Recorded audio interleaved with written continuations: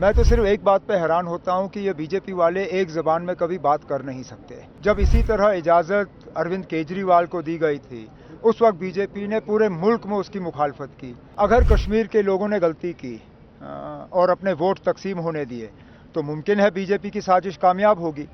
मुझे अफसोस इस बात का है कि उनकी रिहाई सिर्फ 20 दिन के लिए, सिर्फ इलेक्शन के लिए है। बारामूला के लोगों से, और मैं जब बारामूला की बात कर रहा हूँ, मैं बारामूला पार्लिमानी हलके की बात कर रहा हूँ, जिसमें कुपवारा भी है, बांडीपुर भी है, बडगाम के 2 इलाके हैं। इनके वोटरों से इलेक्शन के दौरान ये कहा गया था कि इंजीनियर रशीद को वोट दो, ये जेल से छूट जाएगा, लेकिन नहीं छूटा। निकला सिर्फ 20 दिन के लिए ताकि लोगों के वोट हासिल हों, और फिर इसको वापस जाना पड़ेगा। एमपी के काम कर नहीं सकता, पार्लियामेंट जाके उनके लिए बात कर नहीं सकता।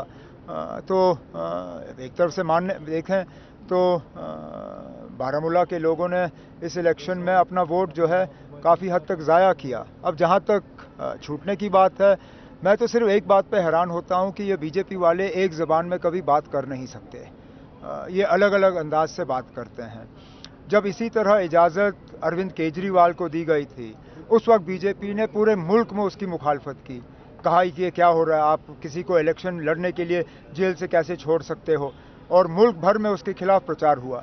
जब इंजीनियर रशीद को बिल्कुल इसी तरह सिर्फ इलेक्शन के लिए छोड़ दिया गया, तो इस चीज़ का इस्तकबाल बीजेपी ने किया। तो कहीं ना कहीं दाल में कुछ काला तो नजर ही आ रहा है। बीजेपी कह रहे हैं कि इस बार जो है वजीर आला बीजेपी का होगा, क्योंकि आपको क्या लगता है जम्मू में आप अब अगर कश्मीर के लोगों ने गलती की और अपने वोट तकसीम होने दिए, तो मुमकिन है बीजेपी की साजिश कामयाब होगी।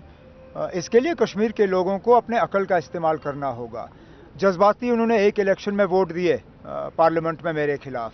इस बार जज्बात एक तरफ रख के उनको अकल का इस्तेमाल करना चाहिए और सही फैसला करना चाहिए, ताकि बीजेपी को हम रोक पाएं।